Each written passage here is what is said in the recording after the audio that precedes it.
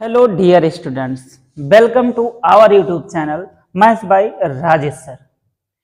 आइए आज हम इस वीडियो में करते हैं क्लास 10 का एक्सरसाइज 9 का बी। इससे पहले के सवाल हम इससे पहले के वीडियो में करा चुके हैं। जो चैनल पर नए हैं प्लीज पहले जाइए यूट्यूब पे सर्च करिए मैथ्स बाय राजेश सर और वहां पे प्लेलिस्ट का ऑप्शन मिलेगा, आपको प्लेलिस्ट पे जाइए और वहां देखिए क्लास 10 का एक्सरसाइज 9 और वहां पे 9A के पूरे सवाल बताए गए हैं बहुत अच्छे तरीके से। आप पहले वहां जाइए और एक्सरसाइज ए देखिए, फिर आप आइए एक्सरसाइज बी पर यदि चैनल पर नए हो तो। आइए हम देखते हैं एक्सरसाइज 9B का क्वेश्चन नंबर 1। कहता है एक ऊर्ध्वाधर खंभे की परछाई खंभे की ऊंचाई के बराबर है, सूर्य का उन्नयन कोण ज्ञात कीजिए। हमारे पास एक ऊर्ध्वाधर खंभा है, ये हमने मान लिया। हमारे पास एक ऊर्ध्वाधर खंभा है जिसकी परछाई जो है उसकी ऊंचाई के क्या है, बराबर है। तो इसको ऊंचाई को हमने मान लिया, ऊर्ध्वाधर खंभा है जो इसकी ऊंचाई को हमने मान लिया h मीटर है, ठीक है।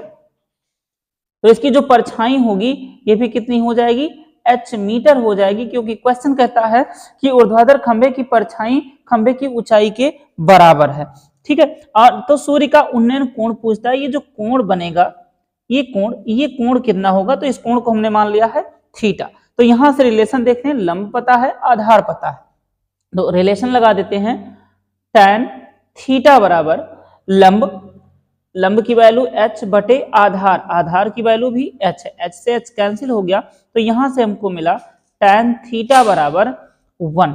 tan में 1 किसका वैल्यू होता है, tan 45 डिग्री का, tan theta equal tan 45 degree, ठीक है। tan से tan कैंसिल और थीटा बराबर कितना आ गया 45 डिग्री, यही हमारा सही आंसर है। तो यहाँ पर ऑप्शन नंबर 1 देखिए मैच कर रहा है। आई होप ये क्वेश्चन आपको समझ में आया होगा। यदि समझ में आया है तो आइए हम चलते हैं अपने अगले क्वेश्चन नंबर 2 की तरफ।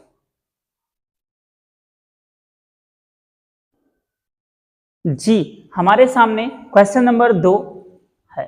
देखते हैं क्वेश्चन कहता क्या है। कहता है किसी स्तंभ के शिखर का उन्नयन कोण की टेंजेंट को यहाँ tan है, टेंजेंट का मतलब tan है, उसकी छाया के शीर्ष बिंदु पर 3/4 है, ठीक है। तो स्तंभ की ऊंचाई और छाया की लंबाई में अनुपात ज्ञात करना है हमको। यहां से हमको दिया क्या गया है, यहां लिखते हैं हम गिवन है हमारे पास tan थीटा इक्वल हमको दिया गया है 3/4, ठीक है।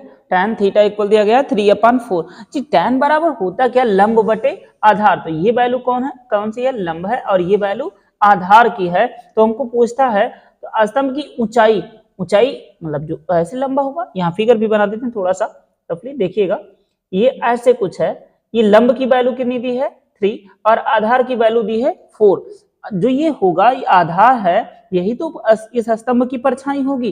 तो इसमें अनुपात पूछता है ऊंचाई और छाया की लंबाई में। तो ऊंचाई हमारा कितना है 3 अनुपात छाया कितना है 4, छाया की लंबाई 4, और यही हमारा सही आंसर होगा। ऑप्शन नंबर 1 इसमें भी सही है। आई होप ये क्वेश्चन भी आपको समझ में आया होगा। यदि समझ में आया है तो आइए अब हम चलते हैं अपने अगले क्वेश्चन नंबर 3 पर। जी हमारा क्वेश्चन नंबर 3 आपके सामने है। क्वेश्चन नंबर 3 कहता क्या है, देखिए 50 मीटर ऊंची एक मीनार के शिखर से पृथ्वी पर एक बिंदु का अवनमन कोण 30 अंश है। बिंदु की मीनार के पाद बिंदु से दूरी होगी। हमको यहां बताना है कि दूरी क्या होगी मीनार के पाद बिंदु से उस बिंदु की। तो हम यहाँ पे आइए फिगर बनाते हैं। फिगर कुछ ऐसा बनेगा, ये हमारे पास एक मीनार है जिसकी ऊंचाई कितनी है 50 मीटर है। मीनार की ऊंचाई 50 मीटर है, ठीक है। और यहां पर कहता है कि पृथ्वी पर एक बिंदु है, पृथ्वी पर कहीं एक, ये पृथ्वी है, यहां पे कहीं बिंदु है। इस बिंदु का अवनमन कोण कितना है, यहां से 30 अंश है। अवनमन कोण 30 अंश है। तो इस बिंदु से इसके पाद तक की दूरी क्या होगी ये हमको बताना है। अर्थात हम मान लेते हैं वो दूरी क्या है d है, ठीक। तो हमें यहाँ d की वैल्यू चाहिए, तो हम यहाँ से लेते हैं लंब बटे आधार, tan का रिलेशन होगा tan 30 डिग्री इक्वल लंब बटे आधार का वैल्यू कितना d, ठीक है। तो यहाँ से tan 30 अंश का मान होता है 1/√3 इक्वल 50/d, और यहाँ से d इक्वल कितना आ जाएगा, इधर मल्टीप्लाई हो जाएगा 50√3 मीटर, और यही हमारे इस क्वेश्चन का आंसर होगा। आइए ऑप्शन देखते हैं कौन सा सही होगा। ऑप्शन नंबर 2 सही है। आई होप ये क्वेश्चन भी आपको अच्छे से समझ में आया होगा। यदि समझ में आया है तो फिर आइए हम चलते हैं अपने अगले क्वेश्चन नंबर 4 की तरफ। जी बच्चों, हमारा अगला क्वेश्चन नंबर 4 आपके सामने है। कहता है कि आंधी के कारण किसी वृक्ष का ऊपरी भाग टूटकर क्षैतिज तल पर 45 डिग्री का कोण बनाता है। आंधी आया, एक पेड़ था हमारे पास, हम मानते हैं पेड़ कुछ ऐसा था, देखिएगा पेड़ कुछ ऐसा था, इतना बड़ा पेड़ था, ठीक है, इतना बड़ा एक पेड़ था। इस पेड़ को हम मान लेते हैं ये AB ऊंचाई का एक पेड़ था। आंधी आया, आंधी से मान लेते हैं यहां से पेड़ टूट गया, ठीक है, और टूटा है कुछ, टूटा जो तो पेड़ टूटा कुछ इस कदर ऐसे नीचे लटका कि यहां जाके पृथ्वी पर रख गया या तल पर रख गया। टूटा हुआ भाग क्षैतिज तल पर 45 अंश का कोण, यहां से कोण भी कितना बनाता है, 45 अंश का कोण बनाता है। यदि वृक्ष का शिखर क्षैतिज तल पर जड़ से 10 मीटर है, यहां से कितनी दूर पर है, ये 10 मीटर की दूरी पर है, ठीक है, और मिलता हो तो वृक्ष की ऊंचाई थी, उन वृक्ष की ऊंचाई है क्या एक्चुअल में, ये पूछता है। तो मान लेते हैं पूरे वृक्ष की ऊंचाई कितनी थी, h, वृक्ष की ऊंचाई हमने कहा कितना मान लिया, h मीटर थी, ठीक है, और इस दूरी को जो ये इधर लटका इसको हम मान लेते हैं x है, x मीटर। तो यहां से यहां तक की दूरी कितनी हमारी बचेगी, पूरा h था, x इधर हो गया तो h माइनस x मीटर ये दूरी हो जाएगी। क्लियर है। अब आइए हम आते हैं अपने क्वेश्चन पर। तो यहां से लंब हमको ये लंब पता है, आधार पता है, ठीक है, और एक क्या पता है, कर्ण पता है, फिर आधार पता है। तो 2 ट्रायंगल हमको लेंगे, हम 2 ट्रायंगल लेंगे यहाँ और हल करेंगे। एक बार लेते हैं हम, सबसे पहले यहाँ आ जाइए, tan 45 degree equal tan theta equal हमने लिया h माइनस एक्स अपान का tan लंब बटे आधार लिया है, ठीक है। tan 45 डिग्री की वैल्यू 1 होती है, h माइनस एक्स बटे का 10, देन h माइनस एक्स बराबर यहां से कितना आ गया 10, ठीक है। तो यहां इसको हम मान लेते हैं समीकरण 1। फिर आइए दूसरे ट्रायंगल में देखते हैं, उसी ट्रायंगल में देखते हैं दूसरे तरीके से थोड़ा सा।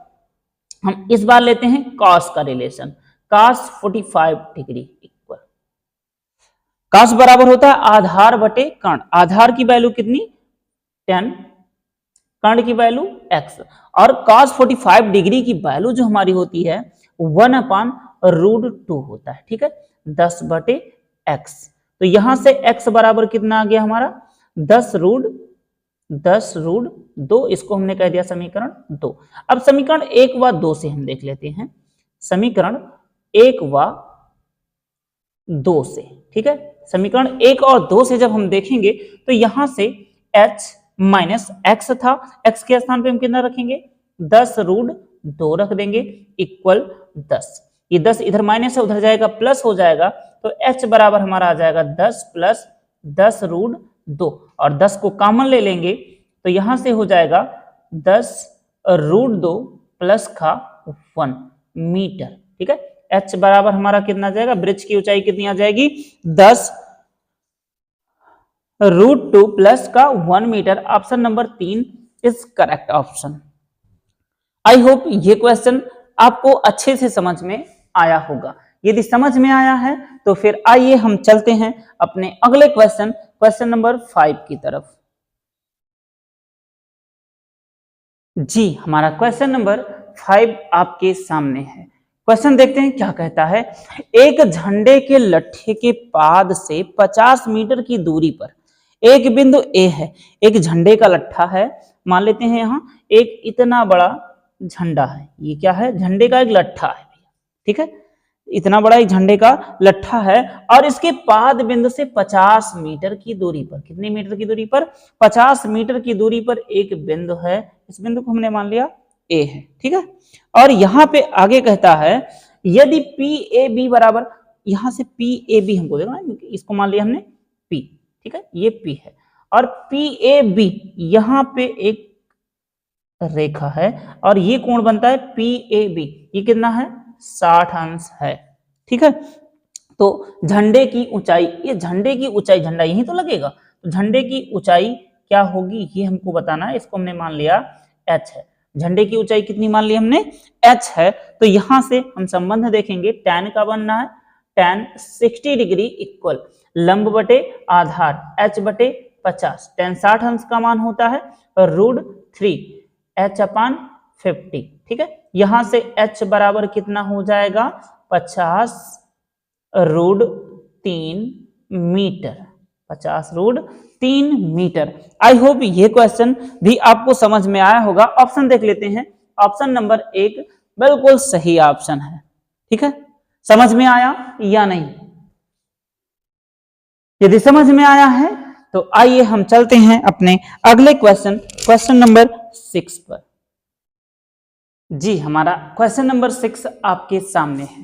देखिए क्वेश्चन नंबर 6 कहता क्या है, समुद्र के किनारे स्थित, समुद्र के किनारे स्थित किसी पहाड़ी से देखने पर, समुद्र के किनारे स्थित किसी पहाड़ी से देखने पर एक नाव का जो पहाड़ी की ओर जा रही है, ठीक है, अवनमन कोण 30 अंश है, 4 मिनट बाद उसका अवनमन कोण 60 अंश हो जाता है, उसे किनारे तक पहुंचने में कुल लगा समय होगा।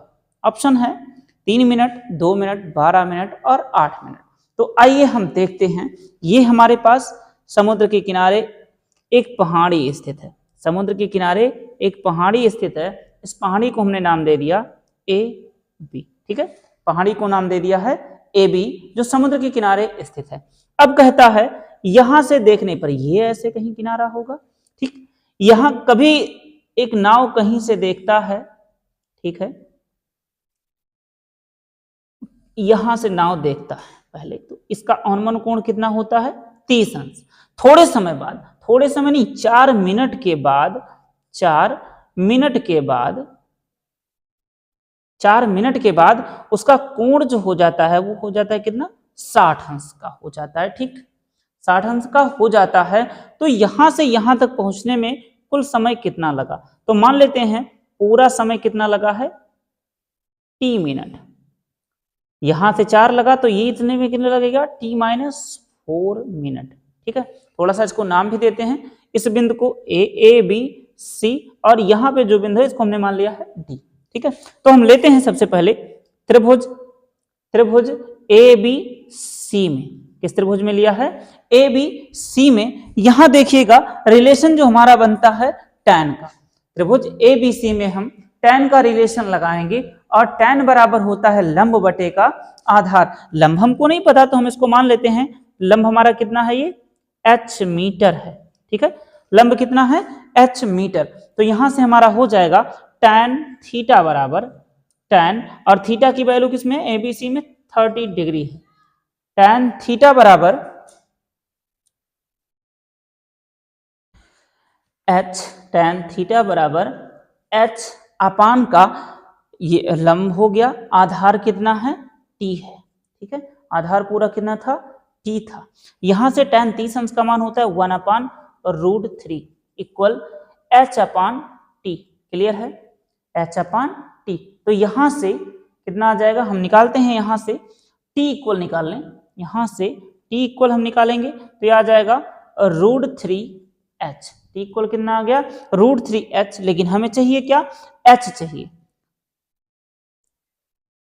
h को हम h गायब करना है तो हम h बराबर निकाल लेते हैं। यहां से h बराबर हो जाएगा हमारा t अपान √3 और इसको हमने कह दिया समीकरण 1, ठीक है, इसको हमने मान लिया है समीकरण 1।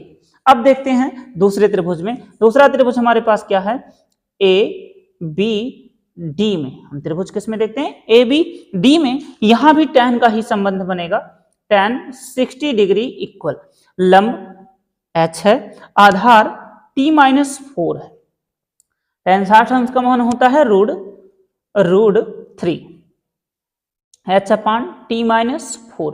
क्लियर है? तो यहां से हम अगर इसका गुणा कर दें इधर तो ये हो जाएगा √3t - 4√3 इक्वल किसके? h के। ठीक है, इतना हो गया। अब हम h की वैल्यू इस समीकरण में रख देते हैं फ्रॉम इक्वेशन 1। हम समीकरण 1 से देख लेते हैं। तो यहां से हो जाएगा √3t - 4√3 इक्वल, h के स्थान पे हम रख सकते हैं t अपान √3। अभी 3 इधर है, √3 इधर आएगा, गुणा हो जाएगा, तो ये हो जाएगा 3t - 12 इक्वल t। ठीक है, 12 को इधर और t को इधर कर देते हैं तो ये आ जाएगा 2t इक्वल 12 और t इक्वल कितना आ जाएगा 6, अर्थात 6 मिनट लगेगा हमको टोटल समय इस पहाड़ से वहां तक बिंदु C तक पहुंचने में। आइए ऑप्शन देखते हैं, सॉरी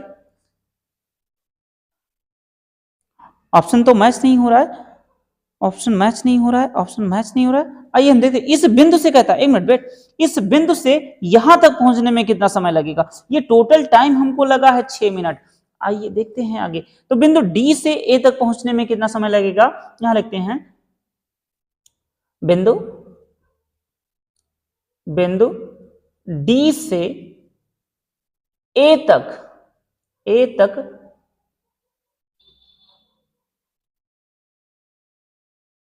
पहुंचने में लगा समय बराबर, बिंदु डी से ए तक पहुंचने के लिए समय क्या लग रहा था? t-4 लग रहा था, t-4। t की वैल्यू कितनी? 6 और 4 ये घटा देंगे, इसमें से कितना जाएगा? 2 मिनट लगेगा बिंदु डी से कहां तक पहुंचने में? ए तक पहुंचने में। ऑप्शन नंबर 2 सही है इसका। आई होप ये क्वेश्चन आपको अच्छे से समझ में आया होगा। यदि समझ में आया है तो फिर आइए हम चलते हैं अपने अगले क्वेश्चन की तरफ, क्वेश्चन नंबर 7।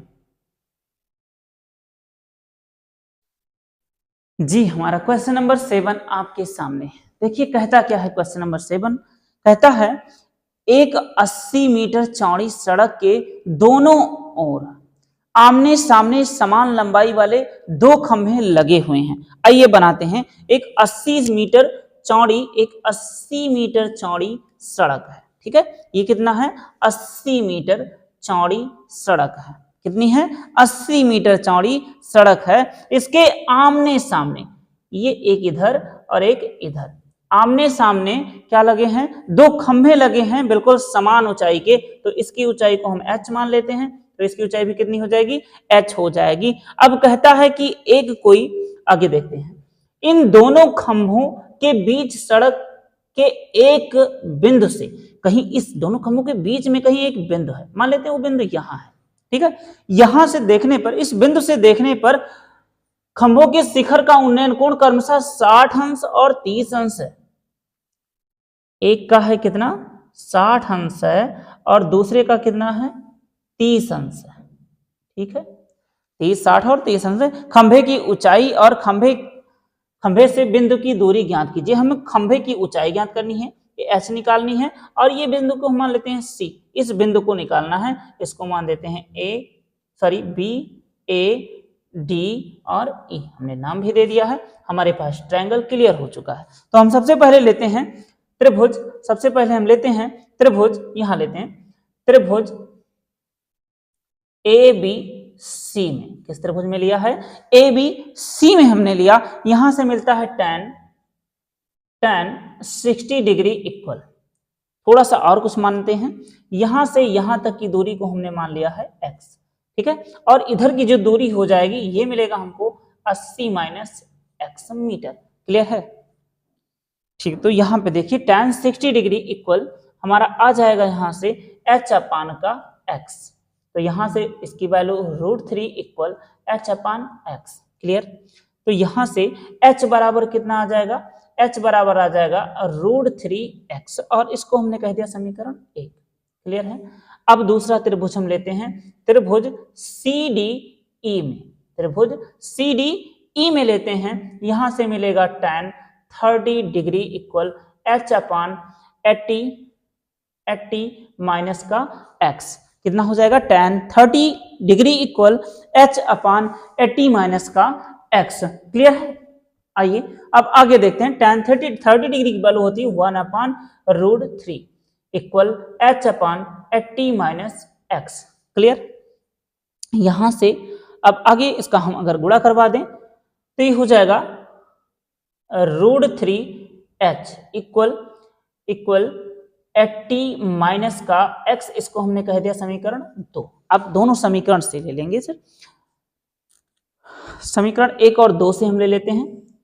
समीकरण 1 और 2 से, समीकरण 1 और 2 से, जब समीकरण 1 और 2 से देखेंगे तो यहां हो जाएगा हमारा √3 इंटू, ठीक है, √3x इक्वल 80 माइनस x। तो ये हो जाएगा हमारा 3x और ये इधर आ जाएगा प्लस का, तो 4x बराबर हो जाएगा 4x बराबर 80। देन x बराबर कितना हो जाएगा हमारा 20 मीटर। अच्छा ये दूरी 20 मीटर है, यहां से यहां तक 20 मीटर है, तो इधर से इधर कितना होगा 40। तो हम दूसरा भी बिंदु निकाल लेते हैं। 80 माइनस x इक्वल हमारा कितना हो जाएगा 80 और x की वैल्यू 20, तो कितना हो जाएगा 40 मीटर। दो आंसर यहां पे हमको मिला है सर। कहां से? B से C तक की दूरी, B से C तक की दूरी बराबर कितना है 20 मीटर, और C से D तक की दूरी कितनी है 40 मीटर। ठीक है, हमने दोनों खंभे के थे उनके पाद बिंदु से हमने दूरी ज्ञात कर ली है। अब हमको क्या निकालना है? खंभे की ऊंचाई निकालनी है। ठीक है, तो हम देख लेते हैं x का मान जो आया है किसी एक समीकरण में रख दें, या तो 1 में रख दें या तो 2 में रख दें। थोड़ा सा 1 में रखेंगे तो आसानी होगा। तो हम यहां देख लेते हैं फ्रॉम इक्वेशन 1 हम समीकरण 1 से देखेंगे h बराबर, समीकरण 1 यही तो है, h बराबर √3 इंटू x, और x बराबर कितना 20। देन यहां से h बराबर हो गया 20√3 मीटर, और यही हमारी क्या है खंभे की ऊंचाई है। खंभे की ऊंचाई कितनी 20√3 मीटर, और वह बिंदु जहां से वह बिंदु की दूरी दोनों खंभों के पाद बिंदु से कितना है, एक से है 20 मीटर और दूसरे से है 40 मीटर। आई होप ये क्वेश्चन आपको अच्छे से समझ में आया होगा। यदि समझ में आया है तो बने रहिए आपके अपने YouTube channel maths by Rajesh sir पर, और हम मिलते हैं अपने अगले क्वेश्चन नंबर 8 पे। जी बच्चों, हमारा अगला क्वेश्चन नंबर 8 आपके सामने है। देखिए क्वेश्चन कहता क्या है। कहता है एक नहर के एक तट पर एक टीवी टावर उदाहरित खड़ा है। टावर के ठीक सामने दूसरे तट के एक अन्य बिंदु से टावर के शिखर का उन्नयन कोण 60 अंश है। ठीक है, और 60 अंश है। इसी तट पर इस बिंदु से 20 मीटर दूर और इस बिंदु को मीनार के पाद बिंदु से मिलाने वाली रेखा, और रेखा पर स्थित एक अन्य बिंदु से टावर के शिखर का उन्नयन कोण 30 अंश है। अब देखिए कितना बढ़िया चीज कहता है। एक हमारे पास क्या है, एक टावर है, यहां बनाते हैं फिगर। एक टावर है हमारे पास, एक टावर है। इस टावर को हमने मान लिया है कि क्या है, AB टावर है। ठीक है, यहां पे एक ये कहीं एक बिंदु है यहां पे, ठीक है, जिसका कोण कितना है 30 अंश है। इसका कोण कितना है 30 अंश है। ठीक है, और जब हम 20 मीटर इस बिंदु से 20 मीटर इधर आते हैं, मान लेते हैं यहां 20 मीटर ये दूरी हमने चला, कितना चला है 20 मीटर की दूरी हम चले, तब ये कोण जो हमारा है 30 के बजाय कितना हो जाता है 60 अंश हो जाता है। तब कहता है कि ऊंचाई ज्ञात करनी है हमको इसको हमने मान लिया है h मीटर है। ठीक है, और यहां से यहां तक की दूरी को हम मान लेते हैं कि कितना है x मीटर। क्लियर? तो हमारे पास दो त्रिभुज है, हम दोनों त्रिभुज में लेते हैं। सबसे पहले त्रिभुज हम लेते हैं ए बी सी में, त्रिभुज ए बी सी में। किस त्रिभुज में? ए बी, सॉरी नाम ही नहीं दिया है हमने, इधर मिस्टेक। ए बी, ये इस बिंदु को हम मान लेते हैं सी और इस बिंदु को मान लेते हैं डी। तो हम त्रिभुज ए बी सी में लेते हैं ए बी डी में पहले ले लेते हैं, बड़े वाले त्रिभुज में ए बी डी में। तो यहां से हमको मिलेगा tan 30 डिग्री इक्वल लंब बटे आधार h अपान एक्स प्लस 20 मीटर। ठीक है, इसका वैल्यू 1/√3 इक्वल h अपान एक्स प्लस 20। क्लियर है? आगे फिर आइए देखते हैं हम, यहां से x बराबर कितना हो जाएगा, x प्लस 20 के इक्वल हो जाएगा √3h। इसको हमने कह दिया समीकरण 1। क्लियर? अब यहां हम दूसरे त्रिभुज में लेते हैं। दूसरा त्रिभुज हमारा क्या है? त्रिभुज ए बी सी में। किस त्रिभुज में? ए बी सी में। यहां से हमको मिलेगा tan 60 डिग्री इक्वल लंब बटे आधार, लंब h है और आधार कितना है? x है। तो यहां से हो जाएगा हमारा √3 इक्वल h अपान एक्स। तो x बराबर किसके हो गया? h बराबर हो गया √3x के। इसको हमने कह दिया समीकरण 2। ठीक, अब समीकरण 1 और 2 से हम देख लेते हैं। से समीकरण 1 और 2 से यहां देखते हैं, समीकरण 1 और 2 से, समीकरण 1 और 2 से हम देखेंगे तो ये हो जाएगा x plus 20 equal √3 into √3x। Clear? तो यहां से x को हम उधर कर दें। ठीक है, तो ये हो जाएगा हमारा 3x माइनस का x इक्वल 20, देन 2x बराबर किसके? 20 के, और x बराबर कितना हो जाएगा? 10 मीटर। ठीक है, x बराबर 10 मीटर हो गया और यहां से यहां तक की दूरी कितनी हो गई? 10 मीटर। अब हमें क्या चाहिए? ऊंचाई चाहिए। तो ऊंचाई के लिए हम समीकरण 2 से ले लेते हैं, फ्रॉम इक्वेशन 2। ठीक है, तो यहां से h बराबर हमारा हो जाएगा √3 इंटू एक्स की वैल्यू कितनी? 10। तो h बराबर कितना आ गया? 10√3 मीटर। आई होप ये क्वेश्चन आपको अच्छे से समझ में आया होगा। यदि समझ में आया है तो आइए अब हम चलते हैं अपने अगले क्वेश्चन नंबर 9 पर। जी, हमारा क्वेश्चन नंबर 9 आपके सामने है। क्वेश्चन नंबर 9 कहता क्या है? 1.2 मीटर लंबी एक लड़की भूमि से 88.2 मीटर की ऊंचाई पर एक क्षैतिज रेखा में हवा में उड़ रहे गुब्बारे को देखती है। ठीक है, हम देखते हैं, पहले फिगर देखते हैं। हमारे पास यहां पर एक 88 मीटर ऊंचा कुछ है, 88 मीटर की ऊंचाई पर 2 गुब्बारे उड़ रहे हैं, एक यहाँ है और एक यहाँ है। 88 मीटर की ऊंचाई पर उड़ रहे हैं। कहाँ से? धरातल से 88 मीटर की ऊंचाई पर है।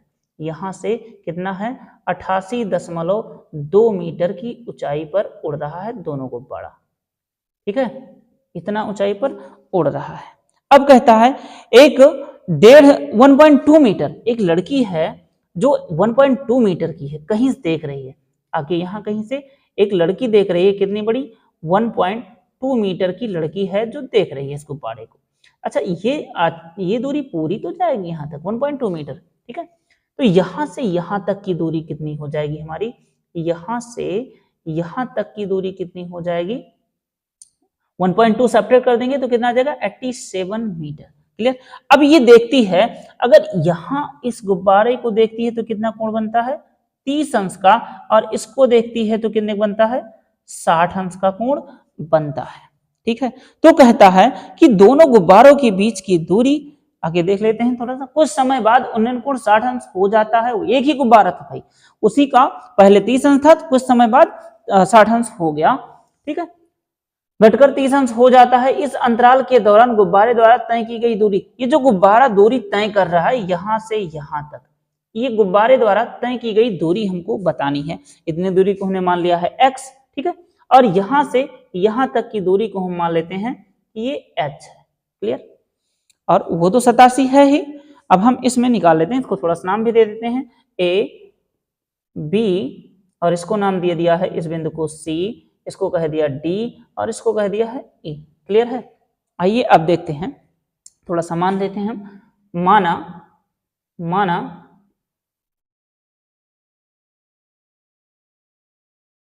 गुब्बारे द्वारा तय की गई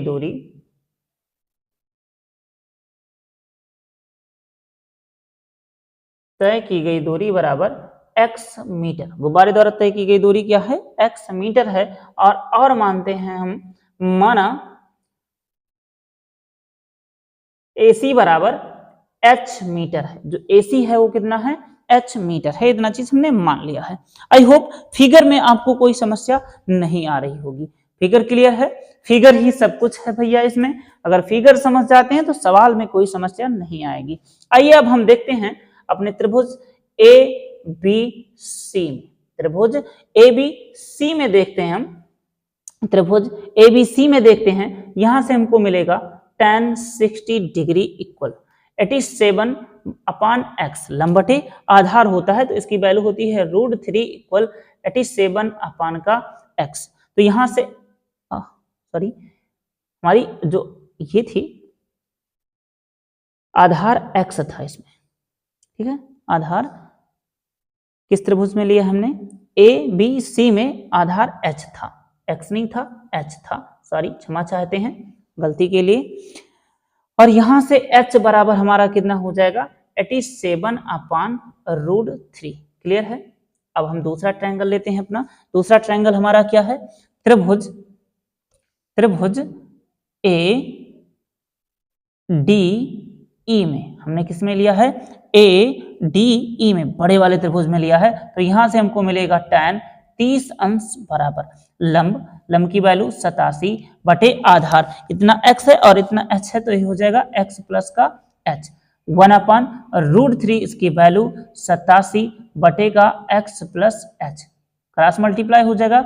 x प्लस h इक्वल कितना आ जाएगा हमारा? 87√3। क्लियर है? 87√3। अब यहां से हम h की वैल्यू पुट कर देंगे तो x प्लस 87/√3 इक्वल 87√3। ये उधर जाएगा माइनस हो जाएगा, ठीक है।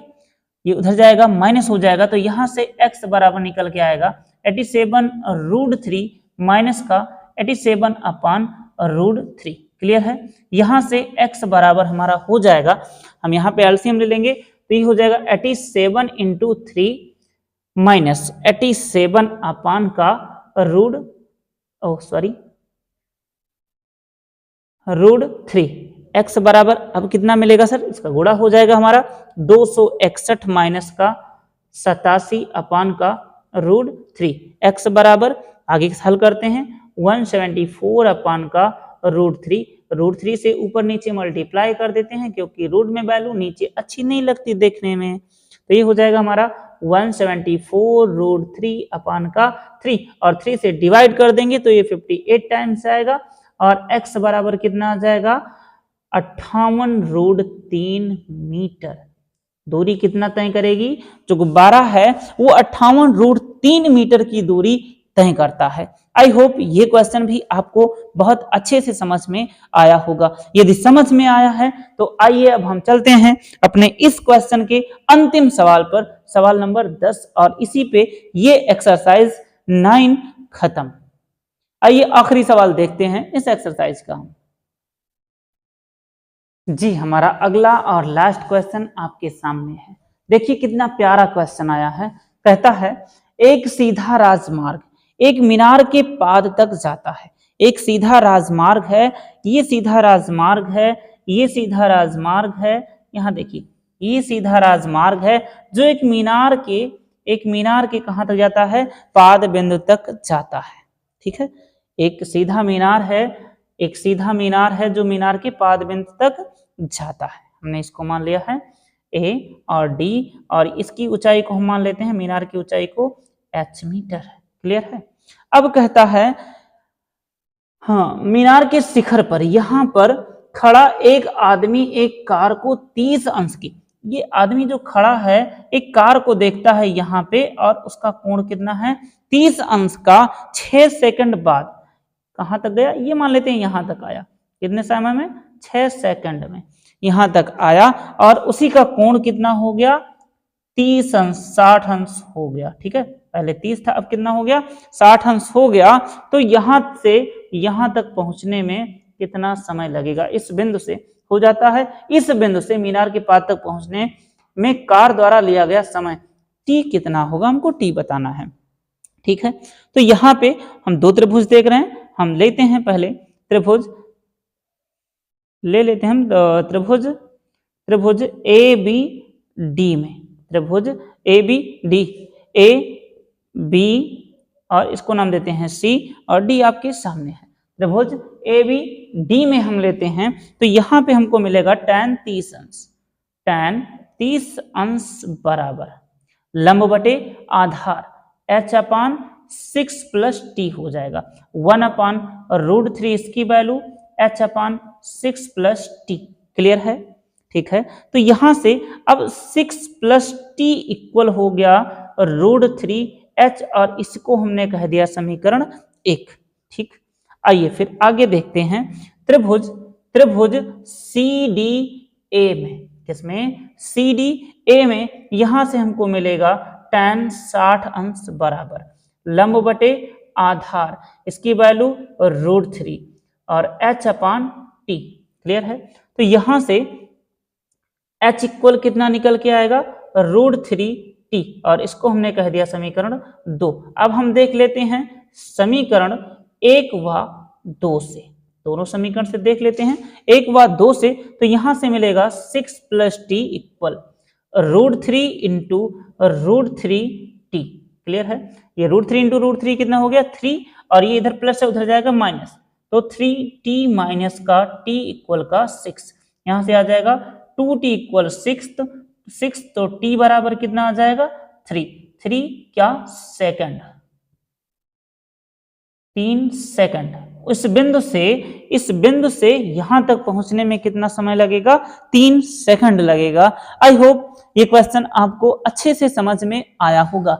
यदि समझ में आया है तो ऐसे सवालों को पढ़ने के लिए आप बने रहिए आपके अपने YouTube channel maths by Rajesh sir पर। मिलते हैं हम अगले वीडियो में अगले चैप्टर के साथ, बढ़िया सा चैप्टर लेके आएंगे आपके सामने जो आपको बहुत अच्छा समझ में आएगा और आने वाले बोर्ड एग्जाम में बहुत जरूरी भी होगा। ठीक, वैसे जरूरी ये भी था, जरूरी सारे चैप्टर हैं क्योंकि सारे चैप्टर से क्वेश्चन पूछे जाते हैं बोर्ड एग्जाम में, लेकिन वो थोड़ा सा और अच्छा होगा, क्रेजी होगा, कुछ नया सीखने के लिए मिलेगा। तो मिलते हैं हम आपको अपने अगले वीडियो में अगले चैप्टर के साथ। Thank you for watching.